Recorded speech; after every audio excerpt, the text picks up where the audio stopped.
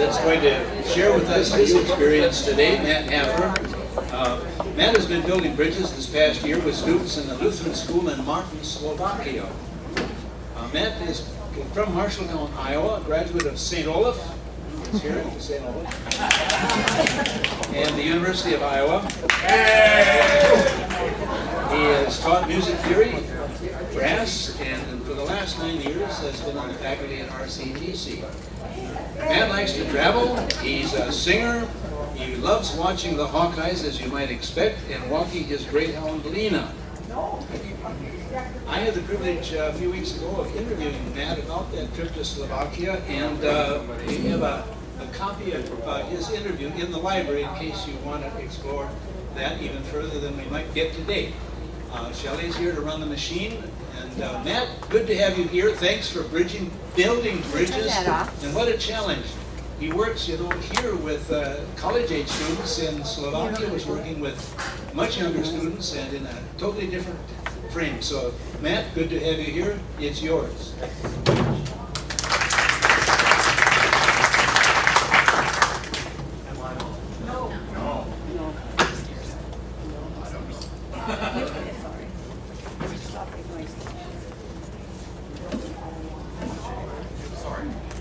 Now. Oh boy, that seems like a little too much. Oh boy. I'm not used to having such a big voice. I am Matt Hafar, and all of those things I think were true. I want to start in a little bit different way, I think. I want to make a confession right off the bat. I'm not sure why I decided to go to Slovakia. It was just in the back of my mind. I read about it on the ELCA website, that there were teaching opportunities, and it seemed interesting to me, but it didn't really seem like something I would do. But I kept going back and looking at it, and thinking about it, and then write for a little information, and maybe a little phone call, and before I knew it, things were going, and it just felt so right. And so I don't think it's something I would, well, obviously it's not something I would normally do.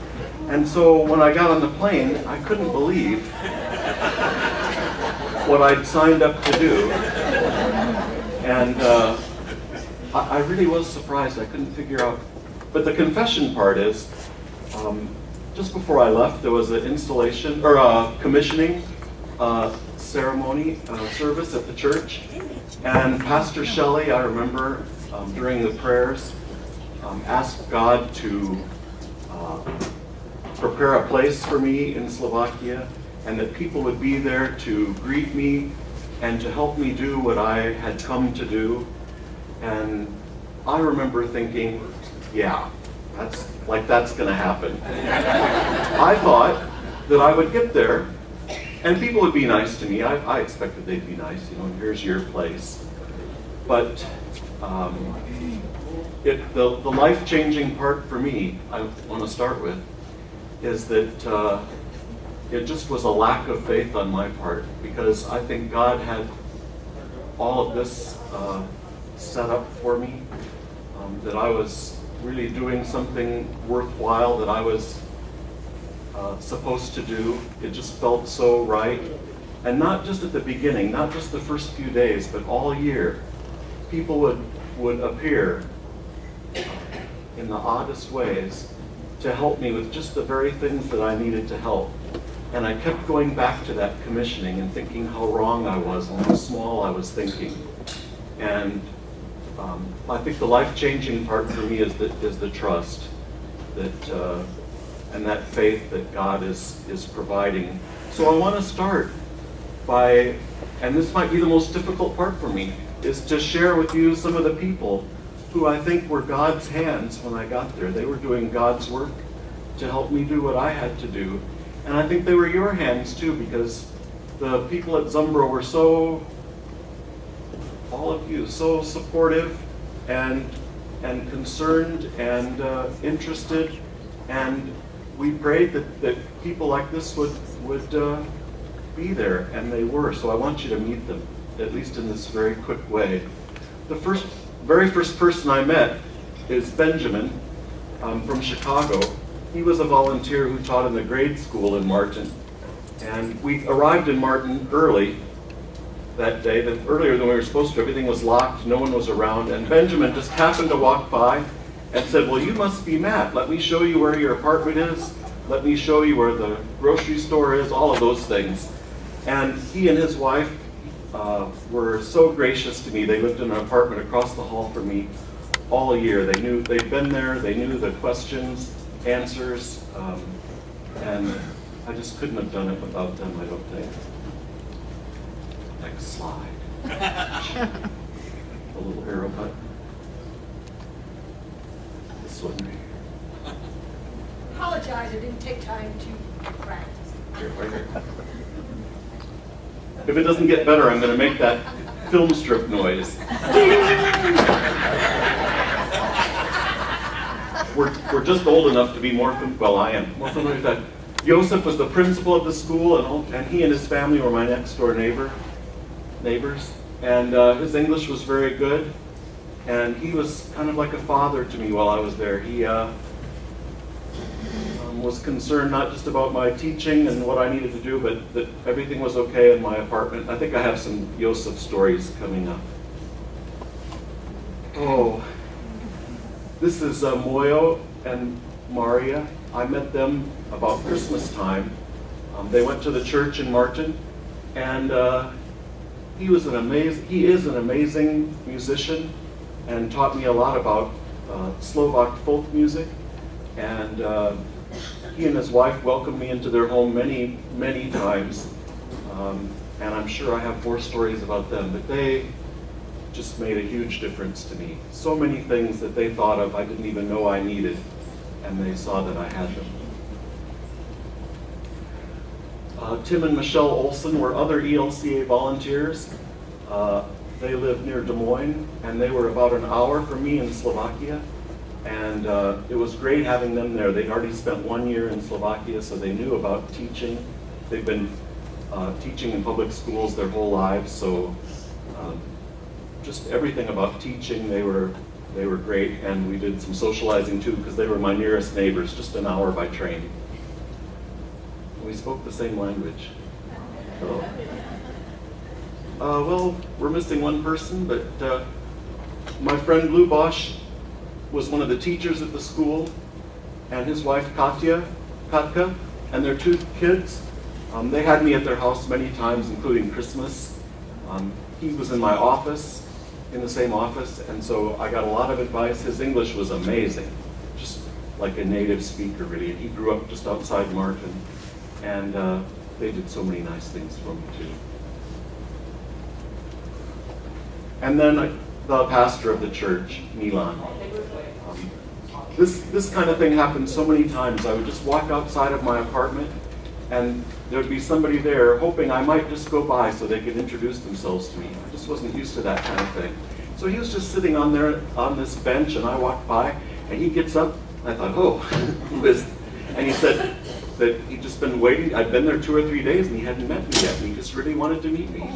And the parsonage was right across the square from where I live, so I spent a lot of time there, and he was very kind to me. And church was wonderful there. I loved it every Sunday. He was very welcoming and a great person.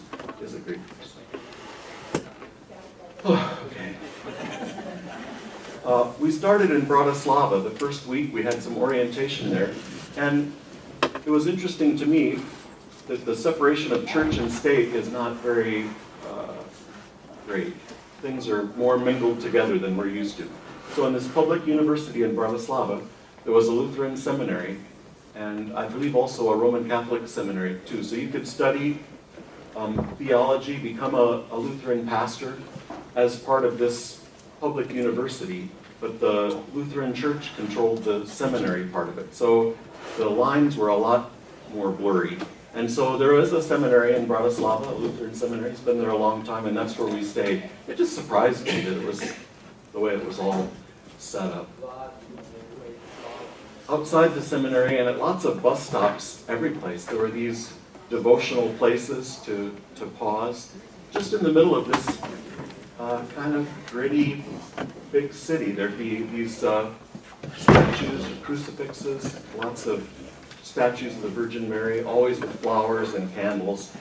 And another lesson I learned was just not to be in such a big hurry. I'm always walking fast and driving fast and doing everything I think I got to do. And it was great to be on foot all the time, not have a car, and just take the time and pause at these places. It was very, I think, a better way to live. These are the volunteers, the other ELCA volunteers and a couple of our teachers. There were 12 of us. I was the only one that went to Martin, but there were maybe 6 in Bratislava and other towns, including a small town on the border with Poland, and one person in Hungary. My apartment was fortunately and unfortunately very close to the church. There were 7 large bells every 15 minutes all night.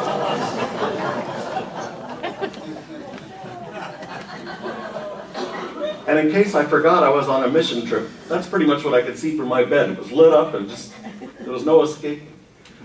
So I had a great little place. It was tiny. There were no windows to the at eye level, but there were 7 skylights. It was very sunny, and it was so freeing not to have so much stuff. It was great just to, I had everything I needed, and I loved it. Just 2 minutes of history because I'm a teacher. I can't help it. Some important things happened in Martin. In the 19th century, the area that is Slovakia now was controlled by the Hungarians for maybe 400 years. And in the 1860s, there was a period of nationalism where the Slovaks really wanted to have schools and teach their own language because they were learning Hungarian at school. And the Catholic priests and the Lutheran pastors worked together to convince the government, the Hungarians, that it was okay for them to have their own schools and teach the subjects in Slovak. And so this historic agreement with the Catholics, the Lutherans, and the government was signed right in front of the church in Martin. And it was called Memorandum Square because it was a memo or a document that they signed. And there was this plaque outside my door. And there were always people leaving flowers there too. And some important events would happen there because it was such a historic place. So the school was all centered around this square. And might come up again later, but I was really impressed with how many things the Lutherans and Catholics did together.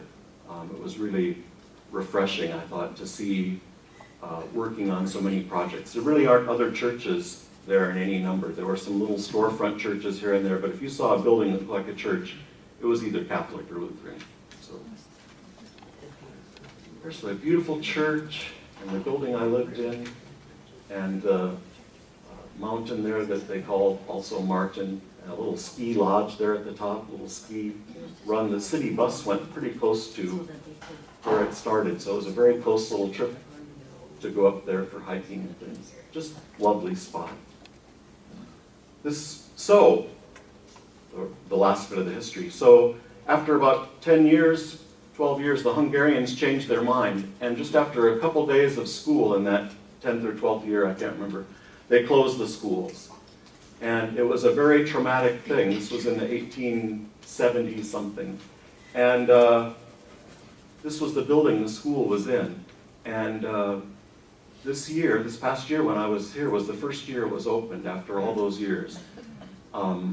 The Lutherans there started a grade school about 10 years ago, but finally this high school, which they called Gymnasium, the high school reopened after 140 years, I guess. And so I was there on the first day, and the mayor was there, and everybody in town, and just the pride of the people, even if they didn't belong to that church. It was such an important thing for the city and for the people to finally get their school back and to be preparing the kids in English as well as all the other things that they needed to know. So just immense pride and excitement. So this was the original building, and they gutted the building, and our classes were in this building. And then there were some little dorm rooms up in the upper floors for a couple students. We had a couple boarding students, and some faculty members lived up there too. So it was a very exciting beginning. Depends on how you translate it, but the church itself is just a church. There are no other rooms, not even bathrooms or anything, so everything else happens somewhere else, and this building can be called either the congregation house or the choir house in English. And I like the idea that there was a whole choir building. And because the school had been so successful and didn't really have anything, the church was allowing almost this whole building is school now. The church doesn't really do anything in there, it's all school. And one of our rooms, the kids in some ways are very polite and old-fashioned. They put the chairs up at the end of the day. When you walk into the room, they stand up, "Good morning, Mr. Hafar." Wasn't always all so polite the whole hour, but it started off very nice.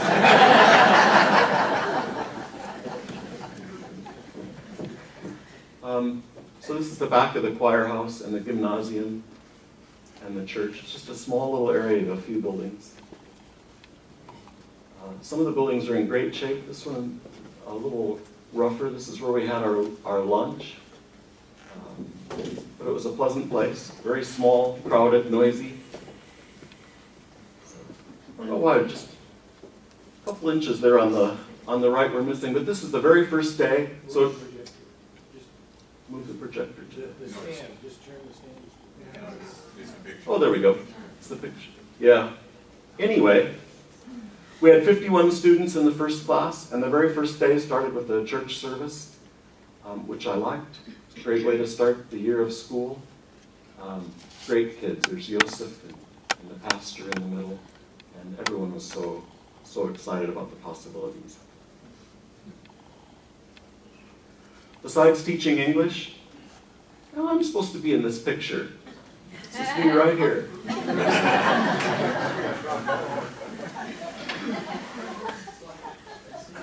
Yeah, I'm there. I don't know.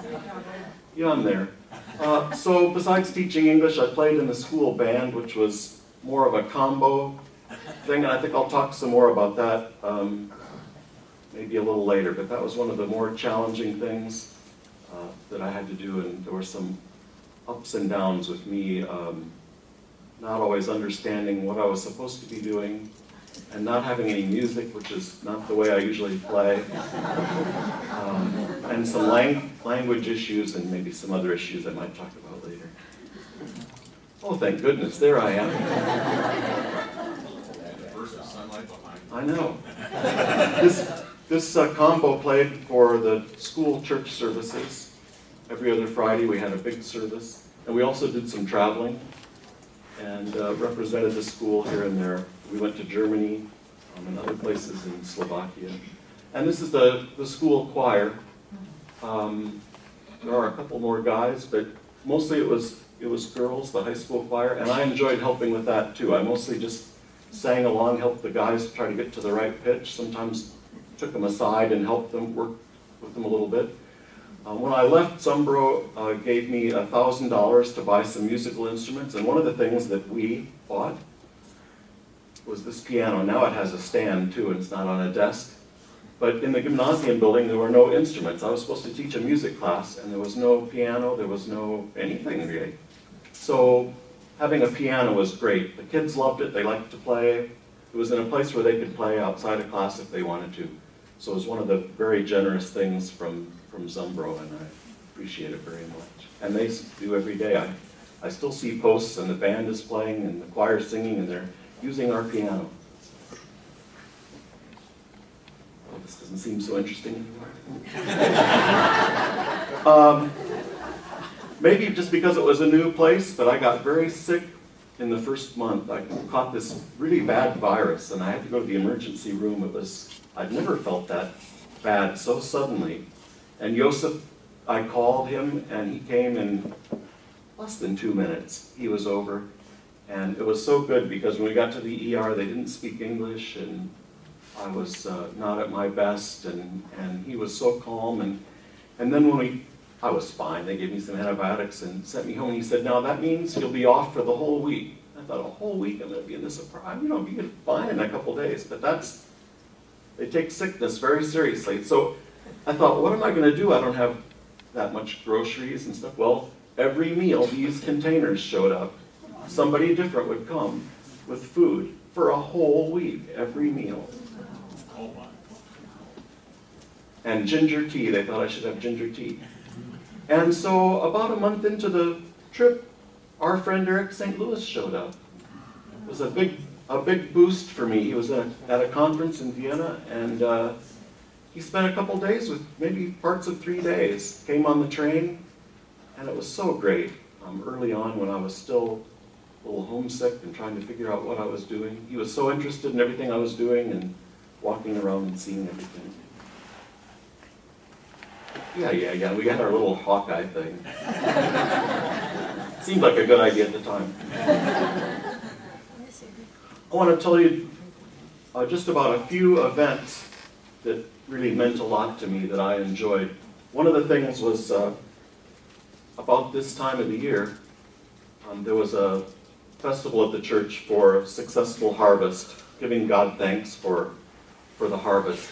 And so in the pews, everybody had an apple and a walnut to take home, and see in a second some of the other decorations. But I loved that they were still taking time to thank God for just these basic things of life and celebrating the creation. That same weekend, there was a little festival on this square, and there were lots of these things. Kids dressed up in folk costumes. They learned to folk dance and play some of these flutes and other instruments. And they were learning to do all their dances and continue their culture. There was also a baptism that day, which was interesting. It's just a little different approach there, turning the kid kind of face down in the towel.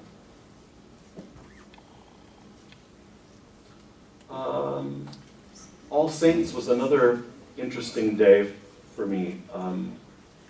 It's a little bit like when I was a kid. I don't know if maybe this still happens, but I remember with my grandparents going out to the cemetery on Memorial Day, and there were lots of people out there, and you'd run into people that you knew. And it was really a big community event. It wasn't really a sad thing, I didn't feel like. But the whole town was out there on All Saints Day. And putting out flowers and lighting all these candles, and then once the day had come, they'd go out every day and relight the candles if they needed to. And these candles were very inexpensive, and there were all these little shops by the cemeteries that sold flowers, and I thought they'd be all plastic flowers because it was November. But there were still lots of mums and other fall things, and plastic flowers too. But it was so great at night. I don't think I have a good picture of it, but on the train that I was riding, and you'd see these places that were just glowing out in the middle of nowhere, where all these candles were lit, and it was very, very nice, I thought. Mums. So, it was one of my bad days, I guess.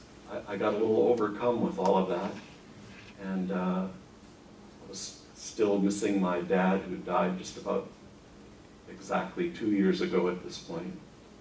And so I know it's not really our tradition, but I went across the street and I got a candle and just bawled my eyes out. And it was just a really sweet thing to take time. I mean, there wasn't anything else going on. It was All Saints Day, and everything stops and you go out. And I imagine that if you're buried, your family's buried next to others, you see them every year and they seem to know each other. And it was a very moving time. They celebrate a holiday, St. Nicholas Day, Mikulaus, on the 6th of December. And somebody dresses up. This is my friend Lou Bosch and Benjamin. And the kids put their shoes out at night, and Mikulaus comes and fills up the shoes with candy. And then these two guys come. Chert is the devil. And if you've been bad, he smears coal dust on your face. So he came in and asked if any of the kids had been bad, and a couple of them smartly raised their hand, and they got smeared up pretty good. So that was a big deal too. We didn't, took a lot of attention away from school that day. Just the altar at church, it had the paintings, they had lots of paintings that would change for the season. Jesus knocking on the door. And we had some snow at Christmas and these unusual decorations. There's very little heat in the church. People wear their winter coats to church all the time, and I kept forgetting. And it was I wish I knew how cold it was, but it was very cold. So the kids, I mean, that's just how they looked at church because it was cold in there. But they had this tradition at Christmas that the kids would come up, and somebody had been to Bethlehem, I guess, and brought this lit candle. I don't know how that works. But this light had come from Bethlehem, so it was a big deal that the kids would, on each Advent Sunday, bring in the light from Bethlehem in the lanterns and set them up on the altar, and then maybe sing a little song. And I think the next picture has a blurry, because I was zooming, there's the light from Bethlehem and that sweet little girl. And her winter coat and hat. It was cold. At Christmas time, I met Moyo, the folk musician, and he'd been teaching me a few things, and I got to go with them on a little outing, and they let me play flute, I think, on one piece. I'd learned just one little thing, and then the rest of the time I was just sitting there. But in the neighboring town of Rutki, a very sweet historic church, and there are the guys in their shepherd's coats, and the bagpipe doesn't show up so well, but it looks like a sheep. Sheep are very important. So there's horns of the sheep here, and then his big beard is the bell of the sounding pitch, and he squeezes the bag with his arm, and flutes and singing. We'll see more of that.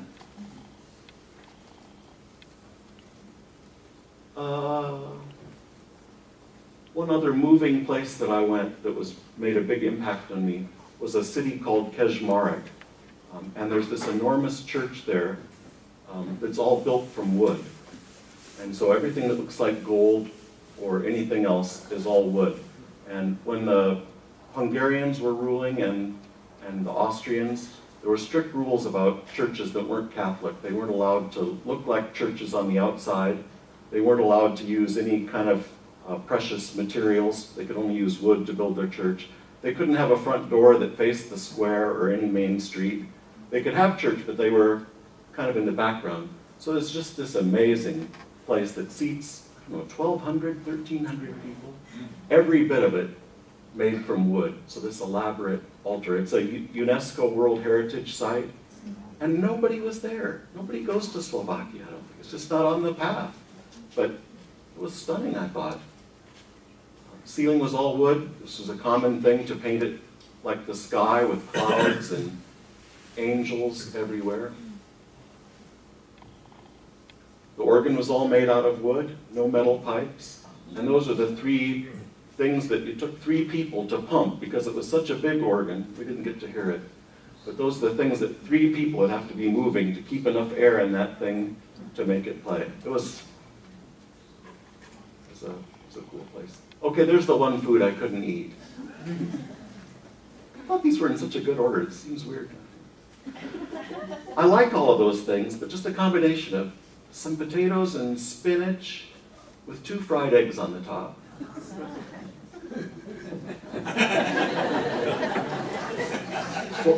49 cents. My mother came to visit, which was very fun. She's in a couple more slides. One of my favorite students, Samuel. I don't know what people think about Americans, but I think because I was an American, he thought I'd be interested in his old car. And, I don't have anything against cars, but it's not really something I'm interested in. But he just insisted that I take a ride in his Wartburg, his Wartburg car from East Germany from the 70s, which was about the only car that was available during communism to them. It has 3 cylinders, and it doesn't feel particularly safe when you're in it. You shift on the column, and so Sam was not old enough to drive, so his dad came along, and we drove out to an abandoned airstrip, and then Sam gets to practice, and then of course I had to practice. And my mom was at the back seat. She just looked.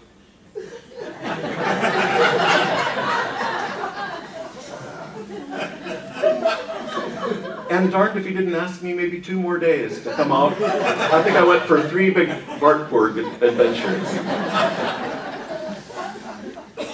One of the neat things we did was my mom came and for my music class we did a little demonstration about the organ, and I did all the talking, but she would demonstrate the different kinds of pipes, what they could do, and a little bit about how just the instrument worked. They had a nice Mueller, I think, a German organ, had a beautiful sound and could do a lot of things. The kids were impressed that the way she played and the kind of things she could do, and it was so fun to do something with her. It was a nice feeling for her to help me and work together. There they are listening. Even the pastor came and a couple other teachers. Yeah. The other trip, my brother came and we went to Vienna, and in the middle of Vienna is this big Russian Orthodox church, and my brother has joined the Orthodox Church in Rochester, so that's something he wanted to see, and he speaks Russian, so he enjoyed talking to the people there. And I put this slide in there because it was another faith moment for me. It was something that maybe is obvious to all of you, but had kind of passed me by.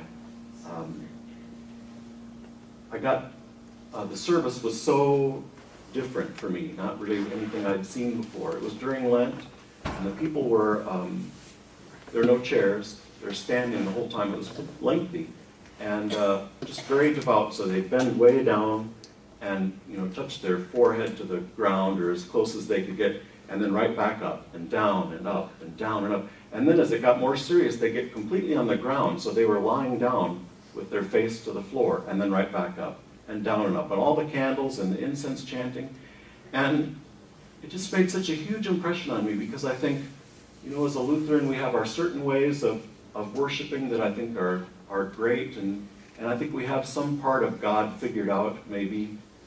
But there are some other aspects of God that I think we don't maybe have. I don't know. This devotion, this physical manifestation maybe of devotion that would just be too much for me anyway, I think. And then I think about visiting Mennonite churches around Iowa City and how different that is, and Quakers, and all the different kinds of experiences that I've had at High Church of Episcopalians, and God is just so big, and I think we have our little window. I hope that's not against anything. I think we have our window of the part of God that we understand that fits in our personality and our tradition. But it was so thrilling to me to feel that intense devotion, and I don't know, I just changed the way I think about God, that I think there's so much more beyond what we know. Yeah, he's putting the little...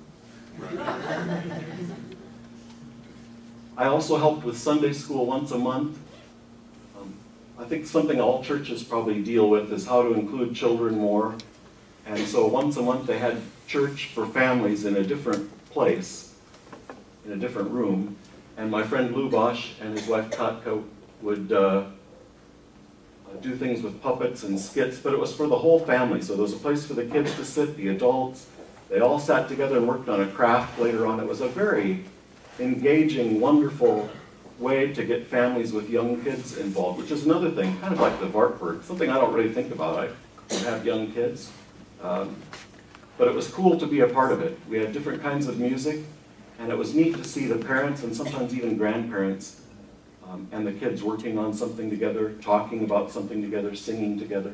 So once a month, that was a very unexpected thing that I got to be a part of. that I wasn't expecting. Here's where I stopped talking for a little bit. I just want to show you how beautiful it was around there. Peaceful and green.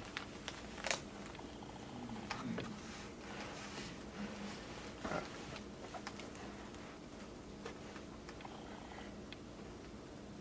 large a city was Martin? There are 60,000 people there, but it's fairly compact. There are mountains all around, and so it didn't take long to get out of town. 2 minutes on my bicycle. Do most people have houses or flats? Most people live in flats. There are these communist cement block buildings, huge, and many of these buildings on the edges of town, of all the cities.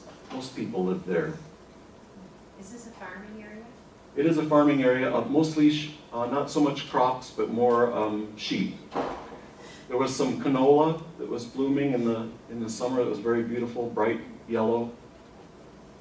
I didn't see a lot of corn, beans, things like that, but there were some, and potatoes. They grow a lot of potatoes. Moyo's,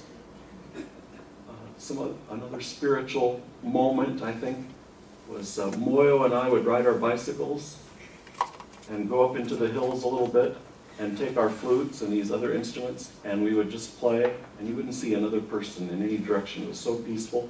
And just like the shepherds would do, and sometimes we could even hear the sheep off in the distance, because there aren't fences, and there's still sheep wandering around, and the dogs barking to keep them in line, and we'd just be playing our things. I just think, I don't know, partly there's the bond you have with another musician, I think, when you're making music together that's hard to describe and really special.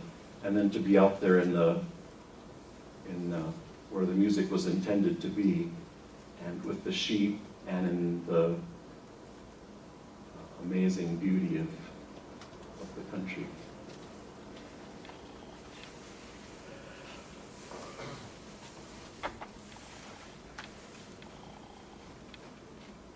The last little trip we took, I didn't think I should be in the church choir, because I thought I was going to be too tied down singing every Sunday. And so I didn't join the church choir until after Christmas. But they don't sing every Sunday, and they were so welcoming, and so I did. And we had a fun trip where we went off to another city, a very small place, and we sang at a couple choir festivals. Some churches will have these afternoons where they'll just invite all the neighborhood choirs to come, sing 1 or 2 pieces. It's not like we would do a trip. There was no, everybody brought the food for the trip, and we didn't stop places to eat. You bring everything you're going to need along the way. We stayed in people's homes of the other churches, which seemed a little uncomfortable to me since I didn't speak a word of Slovak still. That's what we did, and we visited this beautiful castle. There are so many castles to see.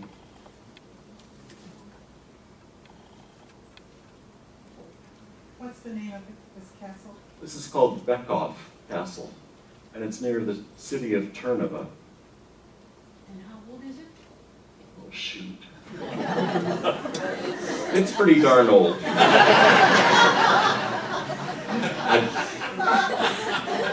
You caught me already, huh? At one of the churches, they were having a wedding, and I don't think we knew these people, but they asked if the choir would sing a song, so we did. We weren't really dressed for it. We sat in the balcony, but it was very interesting. The bride and groom have chairs, and the groom just sat there in his chair until the bride came in, and he never turns around and looks at her. She comes in and sits down in the chair. So it was very unusual, but so beautiful.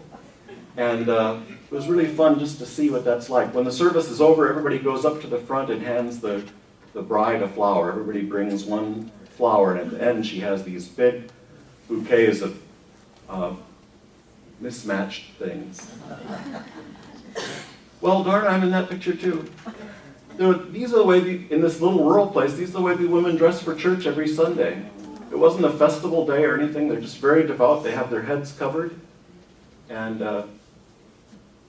I just tried to take a picture of them without them noticing, but one of the guys in the choir said, "Oh, Matt, let's get these women together and take a picture with you." I said, "No," but he did. So I'm in there. Some of the kids. Kids. Yeah, we'll see that in a second.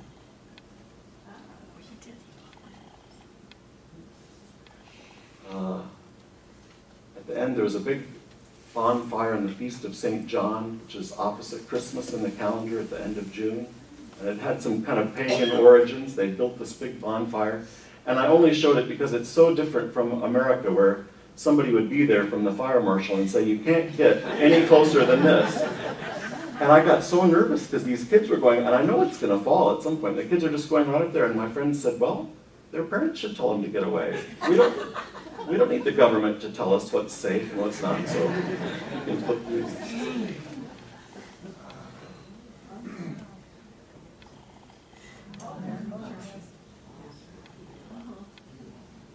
So the last thing, and then we'll be done with the slides. I have a couple other little short stories.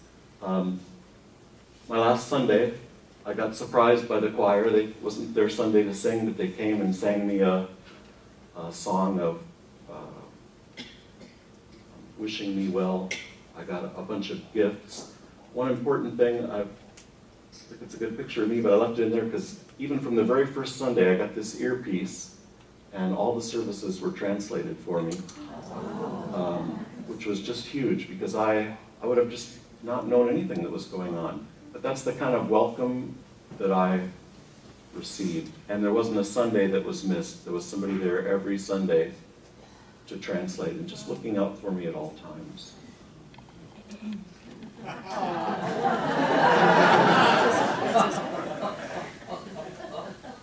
You look like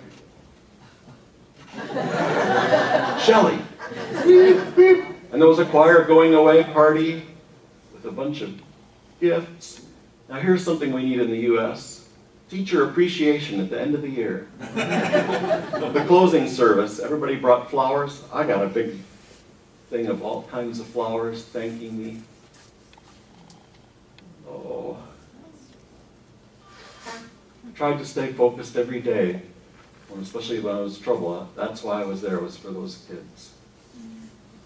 We had 140 devotions together that I led, and they just mean everything to me. They were divided into two groups, so on the last day I came and they said their goodbyes, and I got a bunch more gifts. most of them were able to understand your Gifts.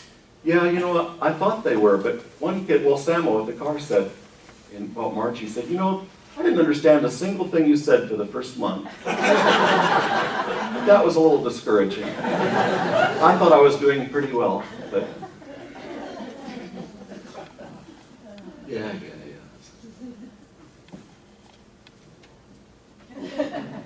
So I had to play and sing the last day.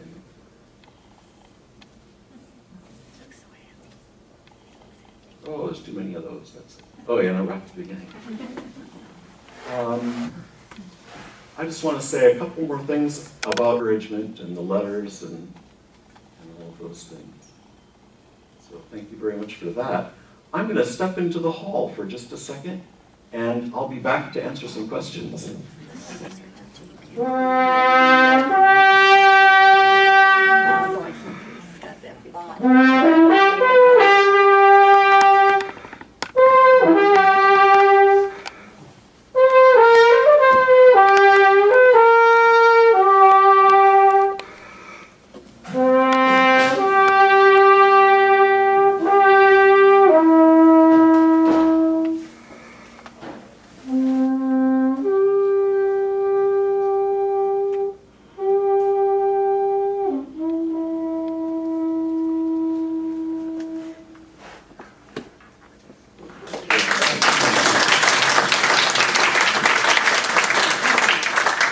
One of the instruments the shepherds play, it's called a trombetta.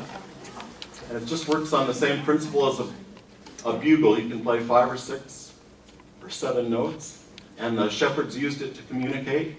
So it's so fun to take these things up into the hills and just blow and hear the echo. So somebody made this one for me. It came apart so I could get it on the plane. And I said I wanted C, and so I got C. I didn't know how long C was going to be. I cheat and use a trombone mouthpiece. How do you change the pitches? Just with your lips, yeah. Like a mention. Yeah, just in and out a little bit. So I felt really privileged to, as I got a little more skill, that I got to go on these trips and play with the folk musicians. I learned to play some flutes and this thing, and sing. I was singing in Slovak too, baking my way a little. So that was very fun and just an extra benefit, I think. I'm ready for some questions. Question or two?